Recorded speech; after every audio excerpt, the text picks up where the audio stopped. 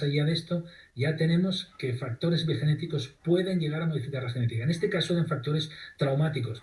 Pero yo me pregunto, ¿y podríamos modificar la genética con pensamiento positivo, con visualización? ¿Podríamos llegar a ser ingenieros genéticos de nuestra propia vida? Lo dejo allí para poder reflexionar sobre Eh, esto. por ahí mismo justamente iba a plantear un poco la importancia en el sentido del pensamiento, de la intención. Todo eso hoy día ya se está conversando cada vez más de la autosanación, de la capacidad de autosanarnos. Es decir, hay un potencial muy grande, ¿no? Enorme, pero eso es uno de los aforismos básicos de la sintergética, tomado pues de los libros de Alice Bailey que decía que la energía sigue el pensamiento, pero la materia sigue la energía. Por tanto, en la secuencia pensamiento, energía, materia, o pensamiento, emoción y acción, porque haríamos lo mismo, ¿no? Es decir, la energía sigue el pensamiento y la materia sigue a la emoción, pero a la energía. Eso significa que cuando pienso, siento, actúo, ¿no? Hay una secuencia allí que yo puedo dirigir. Por tanto, hay que cuidar los pensamientos, hay que cuidar lo que uno piensa, ¿sí? Porque ahí está la clave. Si el pensamiento no está, si el pensamiento no es puro, entonces estamos contaminando. Nosotros hablamos de contaminación petroquímica, hablamos de contaminación electromagnética actualmente, pero bueno, la contaminación psíquica es infinitamente peor que todas las otras juntas. Es decir, que te metan en un reactor nuclear te perjudica tanto como la cantidad de pensamientos que intoxican al planeta en general, como si fuera una nube que nos está intoxicando, pero planetariamente, desde el punto de vista Y, psíquico. y en ese sentido, Miquel, la autosanación tiene que ver con ir cambiando también nuestros circuitos neuronales, ¿no? Eh, Por supuesto, por supuesto.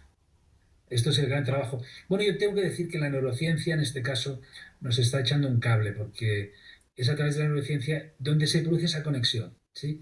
Antes hablábamos de cómo puede ser que determinadas cosas que ahora están allí y que se ven como algo lejano, esotérico, puede llegar a introducirse como realmente información útil en nuestros sistemas, pues la neurociencia, porque se están descubriendo cosas muy interesantes y los neurocientíficos, como en su momento los físicos cuánticos, están ayudando a muchos, ¿no? Tenemos ahí, por ejemplo, y hablando del tema de la muerte, de las experiencias cercanas a la muerte, Pim Van Lommel, ¿no? Es cardiólogo holandés, todavía hoy está vivo, que durante de 1988 a 1992 hizo todos los estudios prospectivos sobre esas experiencias cercanas y claro, eso abre un boquete tremendo en lo que es la medicina. Cada vez hay más médicos, ya había antes, pero cada vez hay más médicos. Ahora ha aparecido Manel Sanz, sí, cirujano retirado. Bueno, Manel Sanz, yo lo tenía sí. profesor de prácticas en los años 80, en donde estudié, estaba en el hospital, un cirujano muy bueno. Y claro, ahora está pues liberándose y compartiendo un montón de experiencias fantásticas. Es decir, que cada vez hay más situaciones que están pues cuestionando modelos rígidos, modelos que no dan más de sí. Sí. Bueno, en este canal recomiendo la conversión que tuve con el doctor Sanz. Es un maravilloso ser humano, ¿no? Que justamente transmite Sí. lo que tú estás diciendo.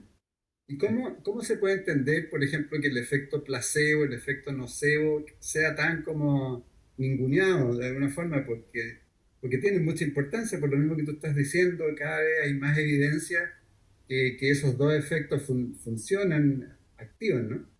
Bueno, por ignorancia, es así, es decir, todo es por ignorancia.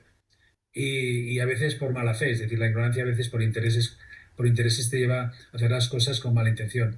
Pero está claro que los cambios que se producen a nivel bioquímico pues se producen desde más arriba, ¿no? Es decir, la Sociedad Española de Medicina Psicosomática existe desde los años 70, es una sociedad médica, ¿sí? Y por supuesto, todos los que la forman, pues médicos, y tratan justamente de explicar esto, cómo a nivel, pues eh, bioquímico, las cosas vienen influenciadas desde otro nivel más sutil. Por tanto, se están llevando a cabo ese estudio.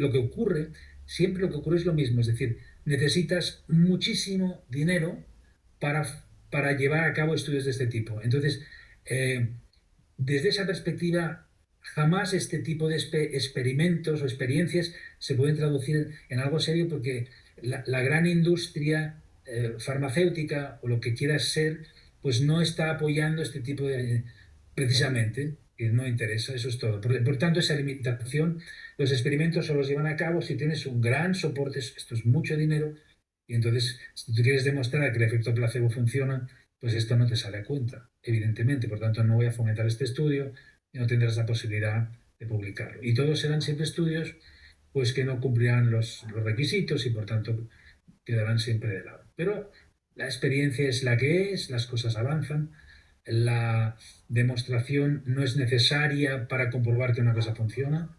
Atención, demostración no es comprobación. Yo a lo mejor no puedo demostrar por qué se produce este efecto terapéutico, pero compruebo que se produce y a partir de aquí yo soy mi propio científico. Como decía Rupert Sheldrake en su maravilloso libro, 7 experimentos que pueden cambiar el mundo. Conviértete en tu propio científico.